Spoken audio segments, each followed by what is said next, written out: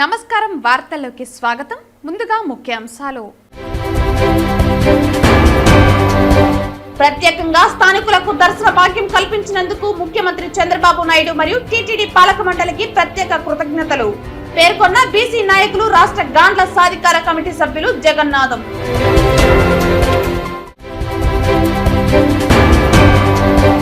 బడమలపేట మండలంలో బడా నాయకుల ఆదేశాలతో ధనదాహంతో పేదలను ఇబ్బంది పెడుతున్న AP SPDCL assistant engineer lineman అధికారులపైన తగు చర్యలు తీసుకుని బాధితులకు తగు న్యాయం చేయాలని డిమాండ్.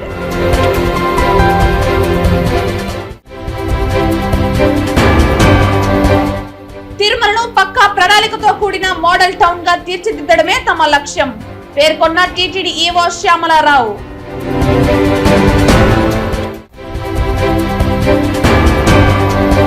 ఆంధ్రుల ఆత్మగౌరవం ఏమైంది చంద్రబాబు? పాలన ఇలానే ఉంటే కాంగ్రెస్ మౌనంగా ఉండదు హెచ్చరించిన మాజీ కాంగ్రెస్ కేంద్ర మంత్రి చింతామోహన్. వార్తల్లోని వివరాలు. శ్రీవారిపై భక్తిభావంతో ప్రసాదాల నాణ్యత పెంచుతూ తిరుపతి స్థానికులకు ప్రత్యేక దర్శనం కల్పిస్తున్న ముఖ్యమంత్రి నారా చంద్రబాబు నాయుడుకు, అలాగే టీటీడీ పాలక మండలికి ప్రత్యేక ధన్యవాదాలు తెలుపుతున్నామని బీసీ నాయకులు, రాష్ట్ర గాండ్ల సాధికార కమిటీ సభ్యులు జగన్నాథం అన్నారు. గురువారం స్థానిక ప్రెస్ క్లబ్ లో విలేకరుల సమావేశంలో బీసీ నాయకులతో కలిసి ఆయన మాట్లాడుతూ, గత ప్రభుత్వంలో చేయలేని పని ఎన్నోసార్లు వినతి పత్రాలు అందించినా ఫలితం లేకపోయిందని, నేడు ఎన్డీఏ కూటమి ప్రభుత్వంలో ఏర్పడిన పాలక మండలి తీసుకున్న నిర్ణయాలు హర్షణీయమని తెలిపారు.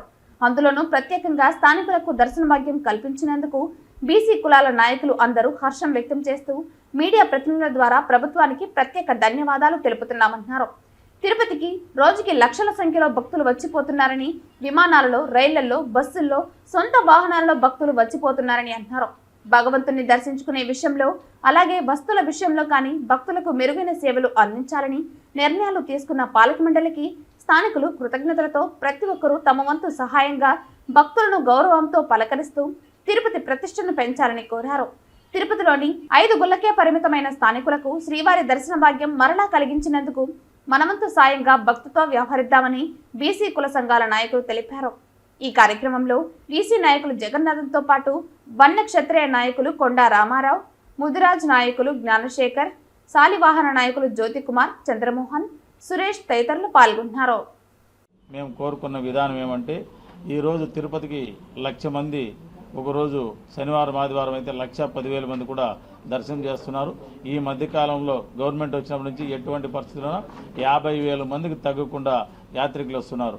తిరుపతికి ఉన్నటువంటి ప్రాధాన్యత ఏమంటే 21 ట్రైన్, 21 ఫ్లైట్ వస్తున్నది, దాదాపు 102 ట్రైన్లు వస్తున్నాయి, 3,400 బస్సులు వస్తున్నాయి. అలాంటి వచ్చే వాళ్ళందరికీ కూడా చక్కగా ఈరోజు తిరుపతి తిరుమల దేవస్థానంలో లడ్డూల కాడి నుంచి ప్రతి ఒక్క అకామిడేషన్ కాడి నుంచి బస్సులు ప్రయాణికులకు ఇబ్బంది లేకుండా ఇంత చక్కగా చేస్తున్న తిరుపతి తిరుమల దేవస్థానానికి, పాలక మండలికి ప్రత్యేక ధన్యవాదాలు.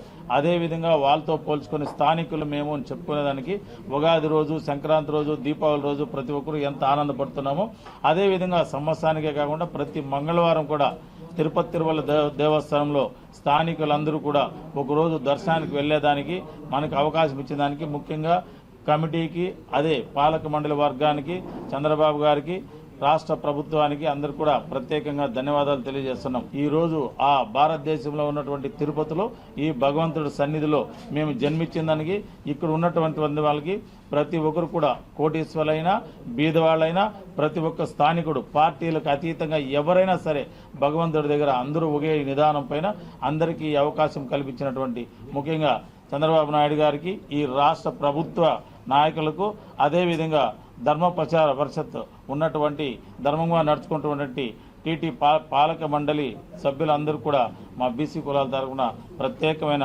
ధన్యవాదాలు తెలియజేస్తున్నాం. మాజీ సీఎం జగన్ పుట్టకముందు నారావారిపల్లిలో తమ నేత సీఎం చంద్రబాబు విషయంలో అబద్ధపు విషయాలను సృష్టించి విమర్శించడం మానుకోవాలని తెలుగు యువత రాష్ట్ర ప్రధాన కార్యదర్శి రవినాయుడు జగన్ పై మండిపడ్డారు.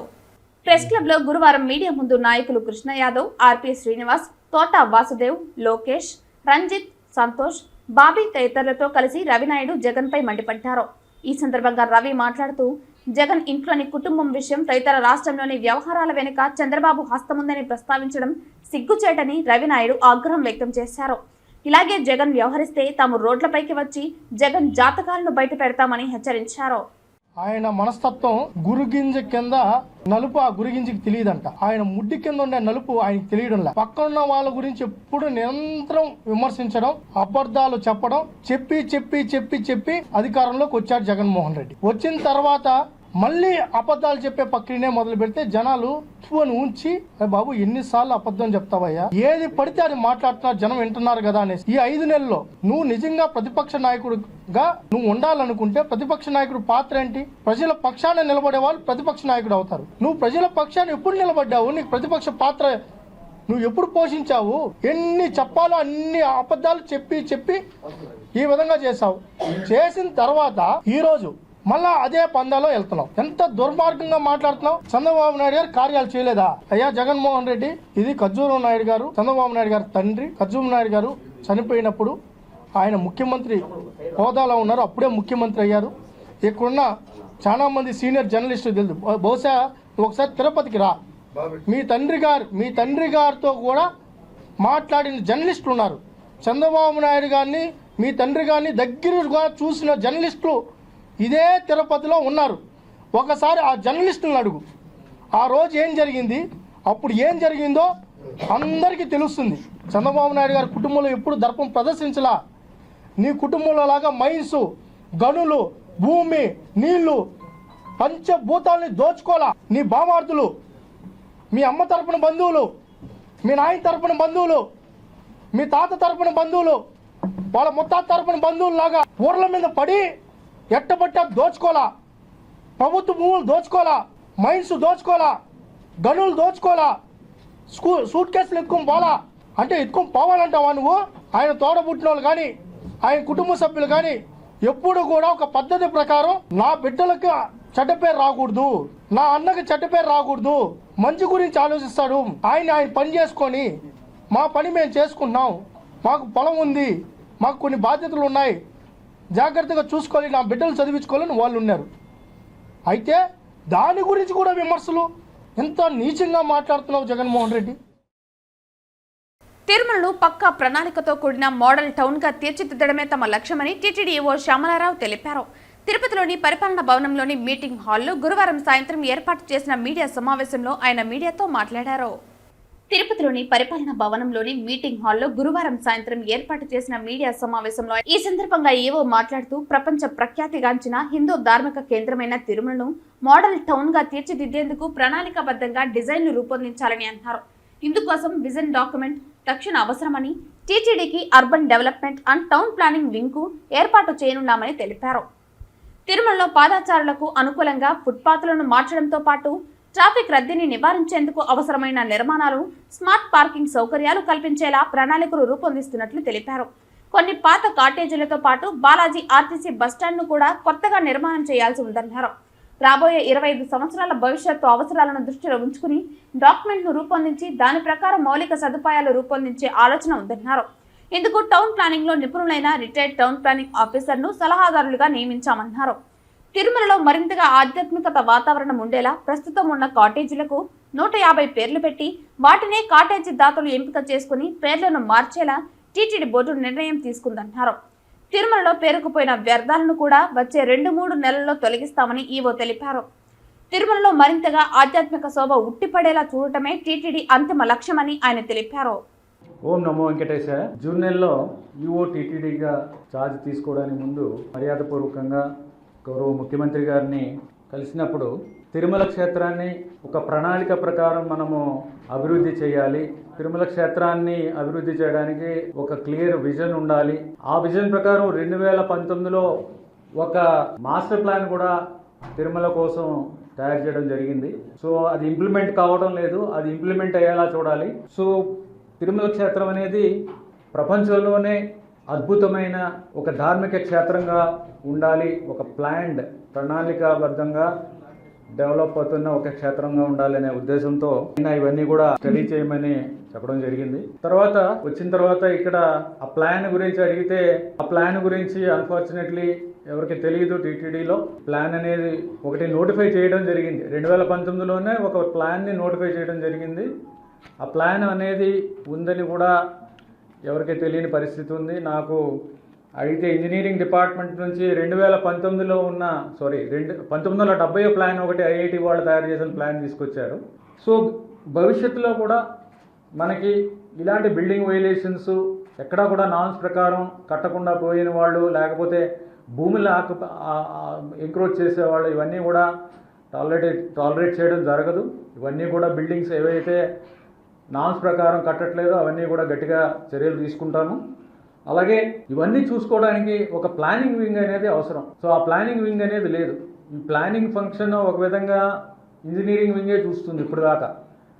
సో మొన్న బోర్డులో కూడా urban development and town planning wing అనేది కూడా ప్రారంభించాలనేది మొన్న బోర్డు కూడా అప్రూవ్ చేసింది. ఒక సీనియర్ రిటైర్డ్ ఆఫీసర్ని కూడా, డైరెక్టర్ ర్యాంక్ ఆఫీసర్ని, ఆయన కూడా ఒక అడ్వైజర్ కింద తీసుకోవడం జరిగింది, సబ్జెక్ట్ మ్యాటర్ ఎక్స్పర్ట్. ఆయన గైడెన్స్తో ఆ విభాగాన్ని అంతా కూడా మేము బిల్డ్ చేస్తున్నాము.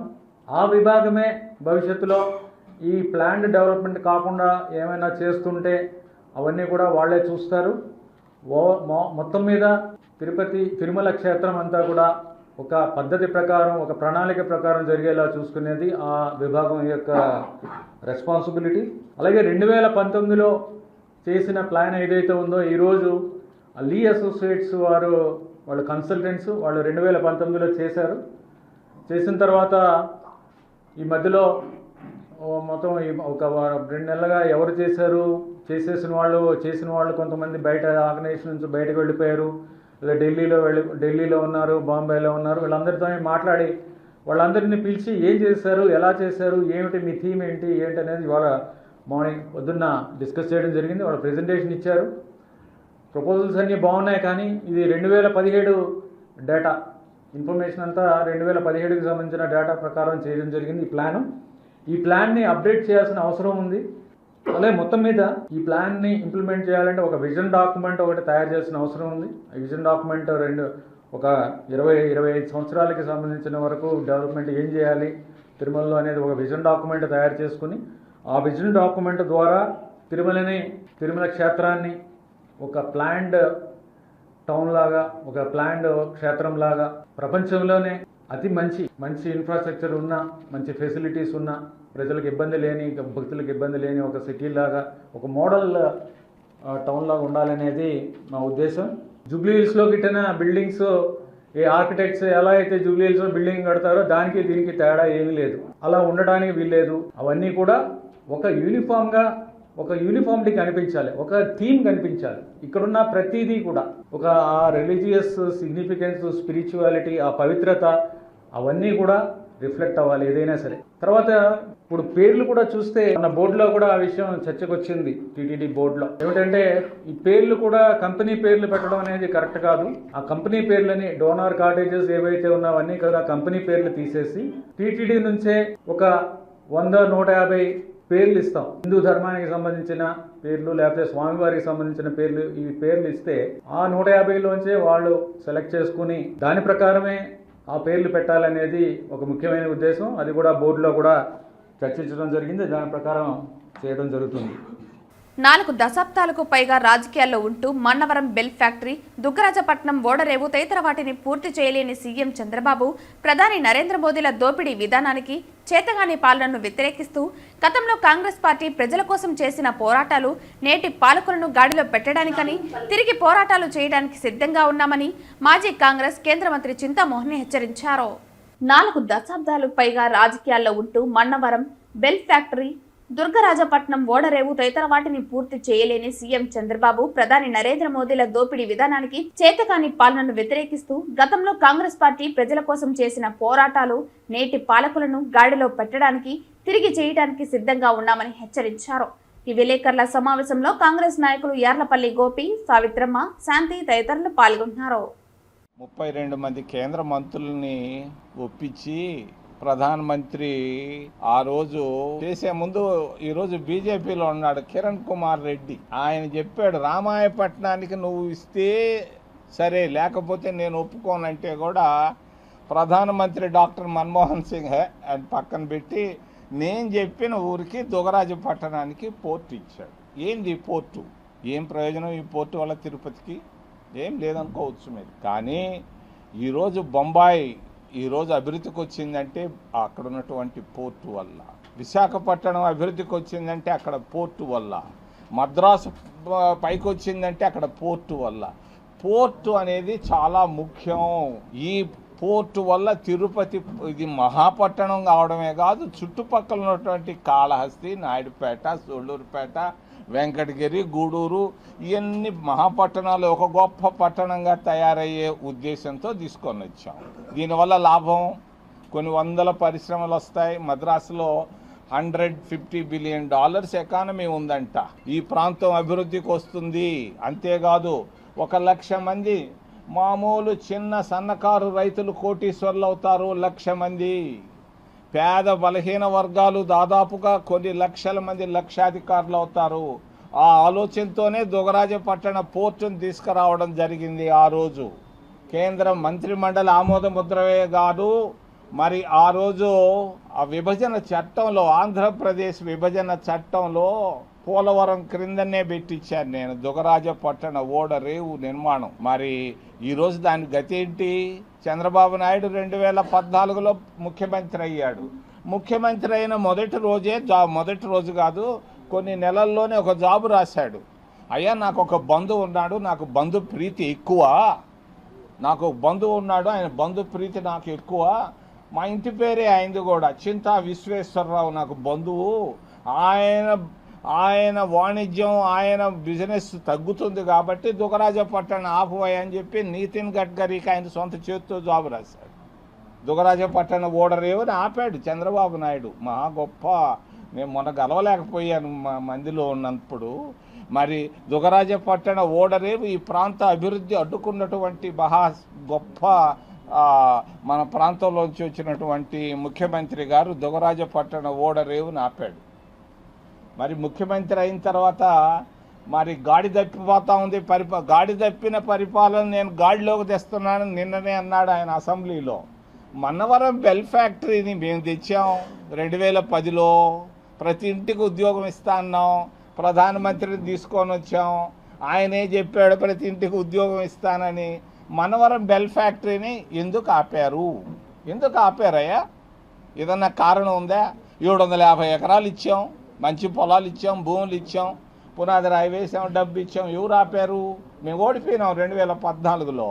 ఓడిపోవడంతో మొత్తం ఓడిపోయినట్టేనా? నువ్వు ముఖ్యమంత్రిగా వచ్చి ఎందుకు మన్నవరాన్ని గాడిలోకి తీసుకురాలేదు? ఎందుకు దాన్ని సరిగ్గా ముందుకు తీసుకెళ్ళలేదు? ఎవరు ఆపారు దీన్ని? నువ్వు ముఖ్యమంత్రిగా ఉన్నప్పుడు కదా ఆగిపోయింది. మరి ఎందుకు ఆగిపోయింది? మన్నవరం బెల్ ఫ్యాక్టరీ, దుగరాజపట్టణ ఓడరేవు రెండు ఈరోజు ఆగిపోవడానికి కారణం చంద్రబాబు నాయుడని నేను చేతులెత్తి సూటిగా చూపిస్తున్నా. కాదని ఆయన చెప్పను. తిరుమలలోని పాప వినాశనంలో గత 4 దశాబ్దాలుగా షాపులలో వ్యాపారాలు చేసుకుంటూ జీవిస్తున్న తమపై డిఎఫ్ఓ అత్యుత్సాహంతో ఫారెస్ట్ అధికారులను పంపించి తమ షాపును కూల్చేశారని ప్రశ్నించిన పాపానికి తాము నివాసముంటున్న తిరుపతి ఓటేరు ప్రాంతంలోని పోలీస్ స్టేషన్లో ఎఫ్ఐఆర్ కట్టి హింసిస్తున్నారని షికారుల నాయకులు పేర్కొన్నారు. తిరుపతి ప్రెస్ క్లబ్లో గురువారం మీడియా ముందు షికారులు రమేష్, కందన్, బాలాజీ, ధర్మన్న, పుష్ప తదితరులతో కలిసి రాధాకృష్ణ మాట్లాడుతూ తాము లక్షల్లో లంచాలు ఇస్తున్నా అది చాలక మరో కొత్త వారి దగ్గర అధిక మొత్తంలో డబ్బులు తీసుకుని తమ షాపుల్ని కూలగొట్టి శాశ్వతంగా తరమడానికి పూనుకున్నారని ఆవేదన వ్యక్తం చేశారు. తమకు రాష్ట్ర సీఎం, ఉప సీఎంలతో సహా అధికారులు షికారులకు న్యాయం చేయాలని వేడుకున్నారు. అవన్నీ దాటుకొని కార్లు రావాలి. అక్కడికి వస్తే ఆ కార్లు వాళ్ళు అక్కడ టోల్ గేట్ వసూలు చేస్తారు. కారుకు వచ్చి 50 రూపాయలు, పెద్ద మినీ బస్సులు అంతా మారి ఉంటే వాటికి 100 రూపాయలు. అట్లా 2015 నుంచి కోట్ల రూపాయలు తినేశారు వాళ్ళు అక్కడ బిల్లులు ఇవ్వకుండా, బిల్లులు లేకుండా. మొన్న కూడా మహానేసులో మోహన్ గారు వీళ్ళంతా చూపించారు. వాళ్ళ బిల్లులు కూడా అడిగినారు. 20-30 బండ్లు దాకా ఆపి ఎవరి దగ్గర బిల్లులు లేవు. ఈ పనులన్నీ చేస్తున్నారు. పాప వినాశనంలో షాపులు ఏమైనా పాత వైపు ఉంటే టాపులు వేసుకోవాలంటే 50-60 వేల రూపాయలు వాళ్ళకి చెల్లించాలి. అక్కడ ఒకటి రాజారెడ్డి అని ఉన్నాడు వాళ్ళకు, వాడు అంతా మెయింటైన్ చేసి వాడి డబ్బులంతా వసూలు చేసి వాళ్ళకి ఇస్తాడు. వాడిని పెట్టుకొని ఈ దందా నడిపిస్తూ ఉన్నారు. మొన్న ఈ మధ్య 20 రోజులప్పుడు ఒక షాపు ఫోటోగ్రఫీ అతను జైన్ రాయాలని అతని ఫోటోగ్రఫీ ఉంది. అతనికి ఒకడు బాబు అని ఫైనాన్షియర్, అతను ఏదో వాడికి అప్పించుంటే అతను కట్టలేకపోతే అతని దగ్గర 45 లక్షల రూపాయలు షాప్ కొన్నాడంట. కొని ఆ ఫోటోగ్రఫీ చేసుకోకుండా వీళ్ళు అతనికి ఫుడ్స్ బిజినెస్ పెట్టించారు. పైన ఒక ఫుడ్స్ లైసెన్స్ షాప్ ఉంది. అతనికి ఇబ్బంది కలిగి వాళ్ళని అడిగితే ఇద్దరు ఎత్తేసి వాళ్ళిద్దరికి గొడవలు పెట్టి ఇవంతా సృష్టించి అతనికి 2 ఫ్లోర్లు కట్టించాలంట, కింద ఒకటి పైన ఒకటి. అలాగని చెప్పి ఛానల్ దగ్గర ఒక 2-3 టన్నులు ఉంటాయి ఆ ఛానల్. అవి ఫారెస్ట్ వాళ్ళు వాళ్ళ వెహికల్స్ అక్కడికి నైట్ టైం చీకటి టైంలో తరలించి జనరేటర్ టాటా సుమో అంత ఉంటుంది జనరేటర్, టైర్లు ఉంటాయి కార్లు టైర్లు అంత ఉంటాయి వాటి. ఆ జనరేటర్ తీసుకొని వచ్చి ఫారెస్ట్ వాళ్ళ వెహికల్లోనే దగ్గరే పెట్టుకొని ఆ విజువల్స్ అన్నీ కూడా ఇచ్చాము. వాళ్ళు అక్కడ జనరేటర్ అవన్నీ పెట్టుకొని ఉండడము అవన్నీ కూడా నేను ఇస్తే ఆ గడ్జుతో నా షాపు ఇట్లా ఉంటుంది. ఈ షాపును నేను లేనప్పుడు మొత్తం డెమాలిష్ చేసి ఈ మాదిరి చేసి నేను ఇవన్నీ పెట్టాను. డిఎఫ్ గారు కూడా పెట్టాను, సిసిఎఫ్ గారు కూడా పెట్టాను, రేంజర్ గారు కూడా పెట్టాను. వాళ్ళంతా ఈ మాదిరి అంతా సృష్టించి మాదంతా చేసి 1.5 lakh మెటీరియల్ ఉంటుంది. లారీలు కేసుకొని వెళ్ళిపోయి నేను అప్పుడే వెళ్ళాను అక్కడికి. వాళ్ళంతా లారీలు తీసుకొని పోతా ఉంటే ఏమైనా అడిగితే 40 మంది ఉన్నారు వాళ్ళు షాప్ మొత్తం వాళ్ళు వచ్చి నన్ను కొట్టేదానికి వస్తే సరే అని చెప్పి మేము వచ్చేసాం. నన్ను తరుముకొని వచ్చి 20 మంది పోలీసులు నన్ను అటగించి రోడ్లో విజువల్స్ కూడా నా దగ్గర ఉన్నాయి. నన్ను అటగించి ఆ రోడ్లో నేను కూర్చొనేస్తే ముత్తలపల్లి స్టేషన్ పోలీసు వాళ్ళు, సిఐ గారు వీళ్ళందరూ వచ్చి నన్ను 30 మంది దాకా వచ్చి 4 సుమోలు తీసుకొని వచ్చి నన్ను ఎత్తి కుక్కన కదా కుక్కినట్టు బండిలో ఉతికి ఆ నుంచి యూనివర్సిటీ పోలీస్ స్టేషన్ తీసుకోపోయినారు. నేను మొన్న పోయి వాళ్ళని అడిగినందుకు వాళ్ళందరూ డెమాలిష్ చేస్తామంటే మా బాధ మా ఇది ఇంకా మేము చెప్పుకోమా. ఆ చెప్పుకున్నందుకు డిఎఫ్ గారు ఇంట్రెస్ట్ అంట. ఆ ఇంట్రెస్ట్కు సిఐ గారు హట్ అయ్యి నా మీద ఎఫ్ఐఆర్ నమోదు చేశారంట. అంత పని చేసి నన్ను నైట్ 10 గంటలకు వదిలినారు ఆ స్టేషన్ దగ్గర నుంచి. డిఎఫ్ గారు ఇంట్రెస్ట్ అంట. ఆయన డిస్ట్రిక్ట్ ఫారెస్ట్ ఆఫీసరు. ఇప్పుడు వచ్చిన కొత్తగా వివేక్ గారు సిఏ గారికి ఫోన్ చేసి చెప్తే సిఏ గారు ఎట్లా సార్ 20 మందిని పంపించి 4 రూములు పంపించి నేను ఏమైనా టెర్రరిస్టాను సార్? సామాన్యమైన పౌరుని నేను అక్కడ ఏదో రోజువారీ ఏదో వ్యాపారం చేసుకొని బతుక్కునే వాళ్ళం మేము. తిరుమల కొండపైన ఇంతవరకు 2 టౌన్ కానీ 1 టౌన్ కానీ క్రైమ్ కానీ విజిలెన్స్ కానీ ఇంతవరకు ఇంత కంప్లైంట్ లేకుండా మచ్చ లేకుండా బతుకుతున్నాం సార్. ఈ ఫారెస్ట్ వాళ్ళు వచ్చినప్పటి నుంచి వాళ్ళ దౌర్జన్యాలు ఎన్ని దౌర్జన్యాలు అన్ని దౌర్జన్యాలు సార్.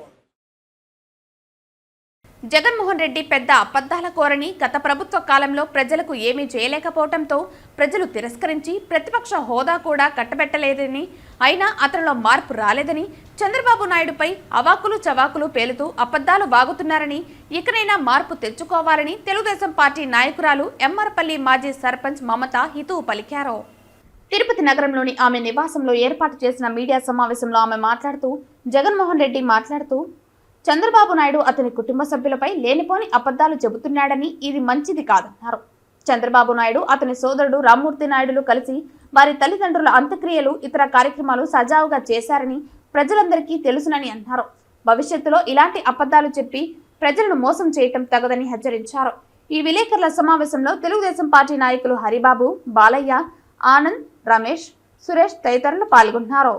జగన్మోహన్ రెడ్డి గారు చంద్రబాబు నాయుడు గారి గురించి చేసిన వ్యాఖ్యలు చాలా అనుచితం, చాలా శోచనీయం. ఒక ముఖ్యమంత్రి స్థాయిలో పనిచేసిన వ్యక్తి ఇంత దిగజారుడు రాజకీయాలకు పాల్పడతారా అనేది చాలా ఆశ్చర్యంగా ఉంది. జగన్మోహన్ రెడ్డి గారి ప్రత్యక్ష నిదర్శనం దీనికి. ఎందుకంటే అనుకున్న దానికంటే చాలా తక్కువ సీట్లతో ఓడిపోయామనే బాధతో అక్కసుతో లేనిపోని మాటలు మాట్లాడుతున్నారు. నాలికి ఎట్లొస్తే ఆ విధంగా అది ఆయన కంట్రోల్ చేసుకుంటే మంచిది. ఎందుకంటే చంద్రబాబు నాయుడు గారి వెనక కోట్లాది మంది ఉన్నారు ఆంధ్ర వాళ్ళు, అదేవిధంగా లక్షలాది మంది కార్యకర్తలు ఉన్నారు. ప్రజలు ప్రతి ఒక్కరు పరిశీలిస్తున్నారు, గమనిస్తున్నారు ఎవరిది ఒప్పు ఎవరిది తప్పు అని. ముఖ్యంగా వ్యక్తిగత విషయాల గురించి జగన్మోహన్ రెడ్డి గారు మాట్లాడటం చాలా పొరపాటని మనందరికీ తెలిసిన విషయమే. మొదట ఆయన చేసిన ఆరోపణ ఏమంటే తల్లిదండ్రులను ఆయన పట్టించుకున్నారా, తలకొరివి పెట్టారని అడిగారు. ఒక ముఖ్యమైన విషయం అంటే ప్రజలకందరికీ తెలుసు, హిందూ కుటుంబం వాళ్ళది.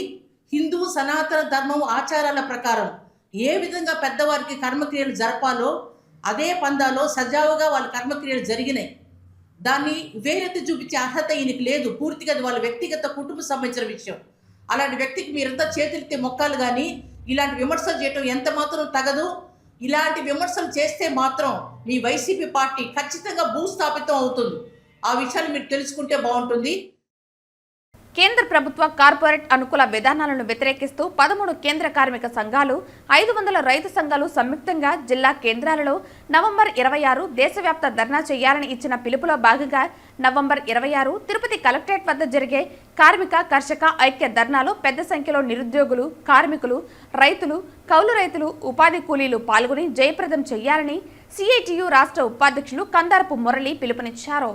మన రాష్ట్ర ప్రభుత్వం మేము అధికారంలోకి వస్తే వాలంటీర్లని 10,000 రూపాయలు వేతనం ఇచ్చి వాళ్ళందరినీ తిరిగి కొనసాగిస్తాము అని చెప్పినటువంటి వీళ్ళు నిన్న మంత్రి గారు స్వయంగా శాసనమండలిలో మేము వాళ్ళని కొనసాగించడం లేదు, ఆ ఒప్పందం ఎప్పుడూ అయిపోయిందని చెప్పి కార్మిక వర్గానికి, ముఖ్యంగా వాలంటీర్లకి, సాధారణమైనటువంటి వాళ్ళకి, వాళ్ళు వైసీపీ వాళ్ళ ఏ రాజకీయ పార్టీ అన్నది కాదు, వాళ్ళు 5,000 రూపాయలకే వచ్చి పనిచేస్తున్నారంటే వాళ్ళ పరిస్థితి ఏ రకంగా ఉందో అర్థం చేసుకోకుండా బాధ్యతారాహిత్యంగా ఈ ప్రభుత్వం వ్యవహరిస్తుంది. ఇవే కాదు, కాంట్రాక్ట్ కార్మికులందరినీ రెగ్యులరైజ్ చేస్తామని, వేతనాలు పెంచుతామని, అంగన్వాడీల పోరాటానికి సంపూర్ణమైన మద్దతును మేము ఇచ్చాము, మేము అధికారంలోకి వస్తే వాళ్ళ సమస్యలన్నీ పరిష్కారం చేస్తామని చెప్పి 162 రోజులు పూర్తయినా ఈ రోజు దాకా ఒక్కరోజు చర్చ చేయలేదు చంద్రబాబు నాయుడు గారు. అందుకనే కేంద్రంలో మోడీ ప్రభుత్వం, రాష్ట్రంలో చంద్రబాబు నాయుడు ప్రభుత్వాలు అనుసరిస్తున్న విధానాలకు వ్యతిరేకంగా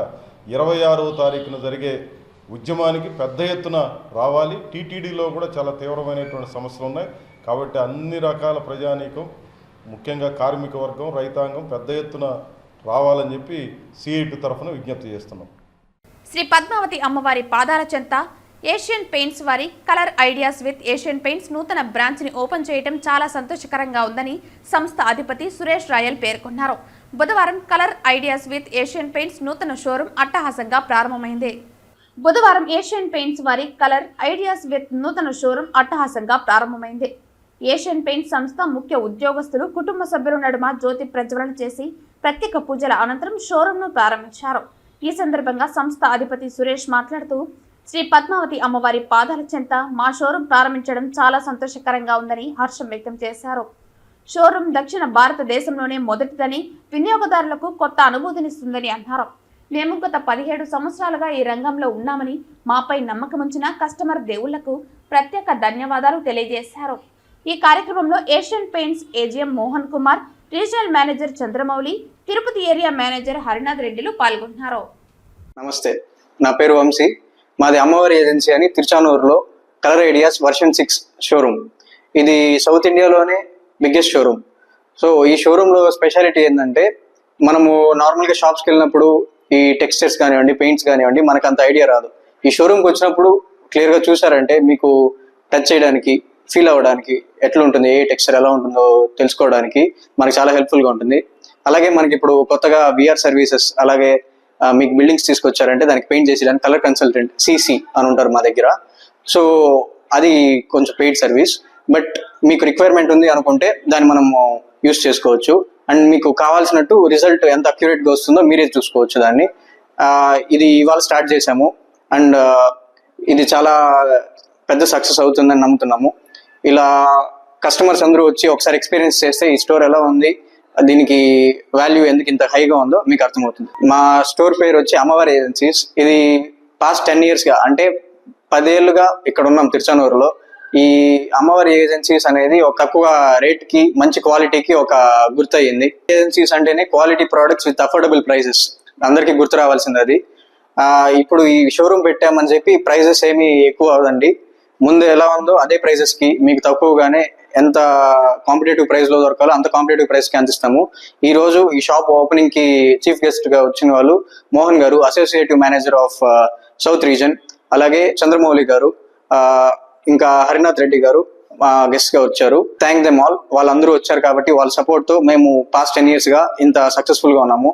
సో వాళ్ళు ఇంకా ఇలాగే సపోర్ట్ చేస్తుంటే మేము ఇంకా బిజినెస్ లో ఇలా గ్రో అవుతూ ఉంటూ వాళ్ళ ఏషియన్ పెయింట్స్ బిజినెస్ కూడా మా త్రూగా హెల్ప్ అవ్వాలని చెప్పి మేము కోరుకుంటున్నాం. Thank you. తిరుపతికి విచ్చేసిన కేంద్ర యువజన వ్యవహారాల మరియు క్రీడల శాఖ సహాయ మంత్రి రక్షా నిఖిల్ ఖడ్సేకి తిరుపతి తాజ్ హోటల్ వద్ద బీజేపీ నాయకులు ఘన స్వాగతం పలికారు. స్వాగతం పలికిన వారిలో బీజేపీ సీనియర్ నాయకులు సుబ్రహ్మణ్య యాదవ్, బీజేపీ జిల్లా ఎస్సీ మోర్చా కార్యదర్శి మల్లారపు రవిప్రసాద్, బీజేపీ తూర్పు మండల ప్రధాన కార్యదర్శి తొండమనాటి సుబ్రహ్మణ్యం రెడ్డి, బీజేపీ సెంట్రల్ మండల అధ్యక్షులు పాడివంట మురళి, బీజేపీ అలిపిరి మండల అధ్యక్షులు జనార్దన్ రెడ్డి తదితరులు ఉన్నారు.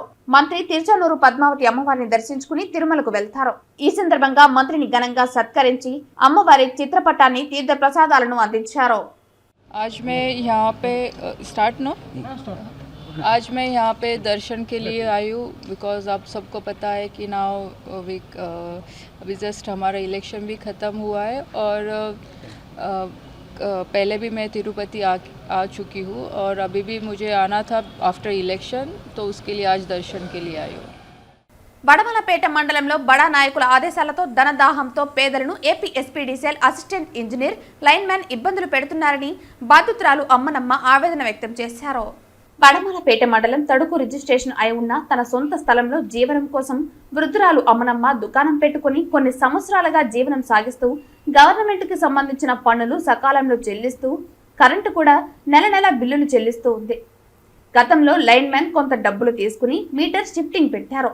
మీటర్కు షిఫ్టింగ్ ఛార్జెస్ కట్టాలని అప్పుడు చెప్పలేదు. కానీ ఇప్పుడు ఉన్నటువంటి కనీసం 5 రోజుల గడువు మరియు ముందస్తు నోటీసులు ఇవ్వకుండా లైన్మెన్ వచ్చి ఏఈ గారు చెప్పారని కరెంటు సప్లైని వైర్ను కట్ చేశారు. దుకాణంలో ఫ్రిడ్జ్లో పెట్టుకున్న వస్తువులు చెడిపోయాయని, కరెంటు లేకపోతే అవి చెడిపోతాయని చెప్పినా వినకుండా లైన్మెన్ దౌర్జన్యంగా కరెంటును సర్వీసును కట్ చేశారని అన్నారు. ఇకనైనా ఇలాంటివి మండలంలో పేదలపైన దౌర్జన్యాలు జరగకుండా AP SPDCL chairman and managing director విద్యుత్ శాఖ మంత్రి గొట్టిపాటి రవికుమార్ చొరవ తీసుకుని అధికారులపైన తగు చర్యలు తీసుకుని తగు న్యాయం చేయాలని బాధితురాలు కోరారు. నా పేరు అమ్మన్నమ్మ, తడుకు ఆర్ఎస్, నేను ఏఎంపురం పోస్టు, వడవలపేట మండలం.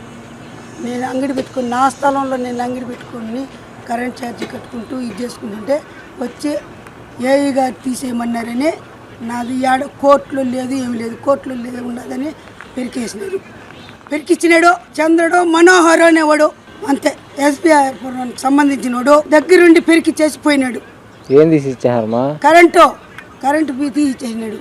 మీటర్ నాది ఆడ కోర్టులో ఉన్నదంట, నాది కోర్టులో లేదు, ఏడా లేదు.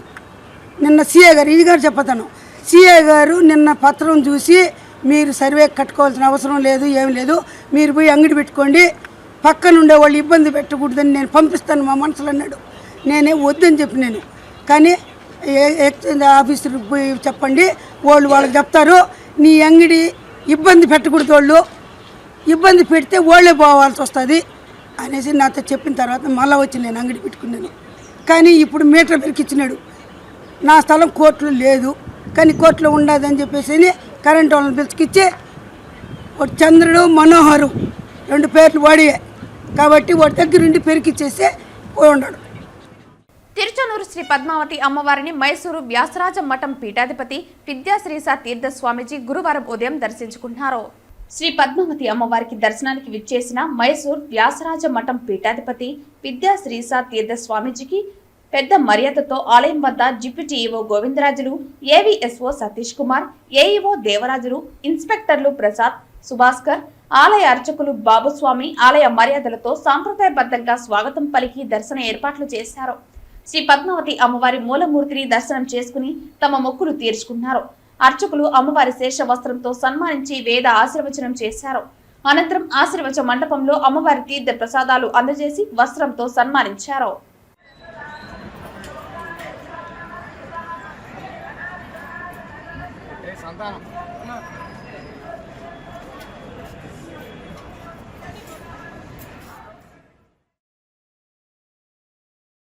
శ్రీకాళహస్తి మున్సిపల్ పరిధిలోని కూరగాయల మార్కెట్ ఎదురుగా ఉన్న కాలువపై బంకుల్ని తొలగించడానికి శ్రీకాళహస్తి మున్సిపల్ కమిషనర్ గిరీష్ కుమార్ ఆదేశాలు జారీ చేశారు. సినిమా వీధిలోని కూరగాయల మార్కెట్ ఎదురుగా మున్సిపల్ కాలువపై కొన్ని సంవత్సరాలుగా బంకుల్ని ఏర్పాటు చేసుకుని సుమారు 10 మంది దాకా వ్యాపారాలు చేసుకుంటున్నారు.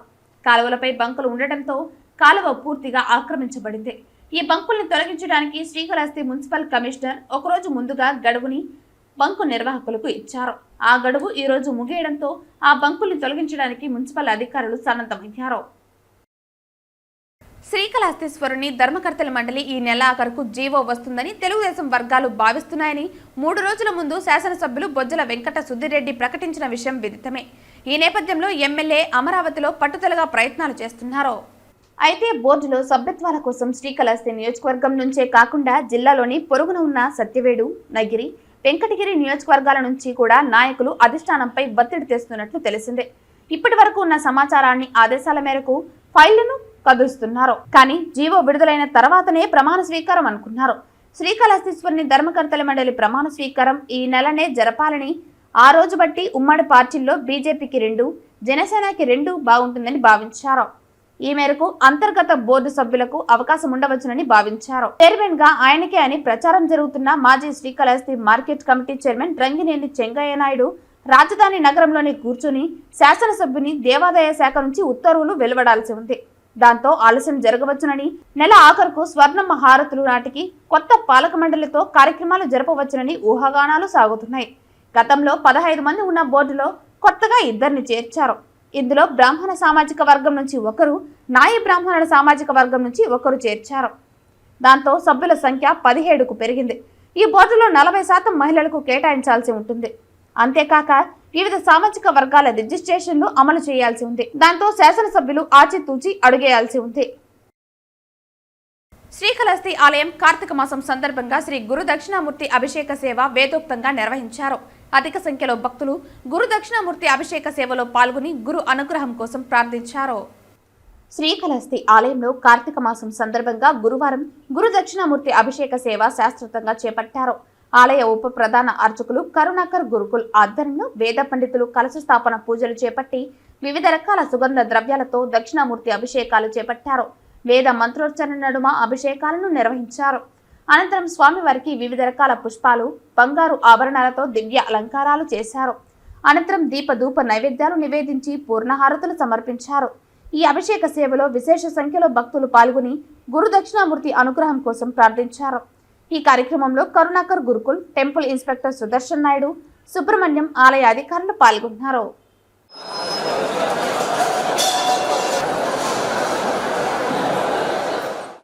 కార్తీక మాసం సందర్భంగా శ్రీకాళహస్తీశ్వర ఆలయంలో ఆకాశ దీపాన్ని శాస్త్రోక్తంగా ఆవిష్కరించారు. ఏఈఓ లోకేష్ రెడ్డి ఆకాశ దీపాన్ని వెలిగించి పూజా కార్యక్రమాలు నిర్వహించి ప్రారంభించారు. భక్తులు ఆకాశ దీపాన్ని దర్శించుకుంటూ శివనామ స్మరణ చేశారు. కార్తీక మాసంలో సర్వేశ్వరుడు జ్యోతి స్వరూపంలో దర్శనమిస్తాడని పురాణాలు పేర్కొంటాయి. కార్తీక మాసంలో భక్తులు జ్యోతి స్వరూపుడైన సర్వేశ్వరుని దర్శించుకోవటానికి ఆకాశ దీపాన్ని ఆవిష్కరించారు. కార్తీక మాసంలో భక్తులు జ్యోతి స్వరూపుడైన సర్వేశ్వరుని దర్శించుకోవటానికి ఆకాశ దీపాన్ని ఆవిష్కరిస్తారు. శ్రీకాళహస్తి ఆలయ ఆవరణలో ఆకాశ దీపోత్సవాన్ని చేపట్టారు. ఆలయ అర్చకులు, వేద పండితులు అర్ధగిరి స్వామి ఆధ్వర్యంలో ఆకాశ దీపానికి శాస్త్రోక్తంగా పూజా కార్యక్రమాలు చేపట్టారు. ఈ ఉత్సవానికి ఏఈఓ లోకేష్ రెడ్డి విచ్చేసి పూజా కార్యక్రమంలో పాల్గొన్నారు. విశేష పూజల అనంతరం భక్తుల శివనామ స్మరణ నడుమ వేదోక్తంగా ఆకాశ దీపాన్ని ఆవిష్కరించారు. దీపం రూపంలో సర్వేశ్వరుని దర్శించుకుంటూ భక్తులు ఆధ్యాత్మిక ఆనందంతో పరవశిస్తూ శివనామ స్మరణ చేస్తూ భక్తి ప్రపత్తులతో ప్రణమిల్లారు. ఈ కార్యక్రమంలో temple superintendent Nagabhushana Yadav, temple inspector Suresh Reddy, వేద పండితులు అర్ధగిరి స్వామి తదితరులు పాల్గొన్నారు. వార్తలు ముగించే ముందు ముఖ్యాంశాలు మరోసారి. ప్రత్యేకంగా స్థానికులకు దర్శన భాగ్యం కల్పించినందుకు ముఖ్యమంత్రి చంద్రబాబు నాయుడు మరియు టీటీడీ పాలక మండలికి ప్రత్యేక కృతజ్ఞతలు పేర్కొన్న బీసీ నాయకులు, రాష్ట్ర గాండ్ల సాధికార కమిటీ సభ్యులు జగన్నాథం.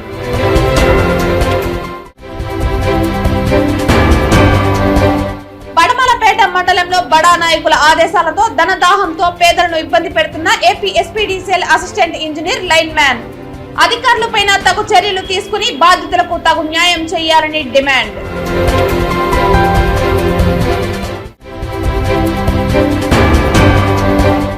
తిరుమలను పక్కా ప్రణాళికతో కూడిన మోడల్ టౌన్ గా తీర్చిదిద్దడమే తమ లక్ష్యం పేర్కొన్న టీటీడీ ఈవో శ్యామలారావు.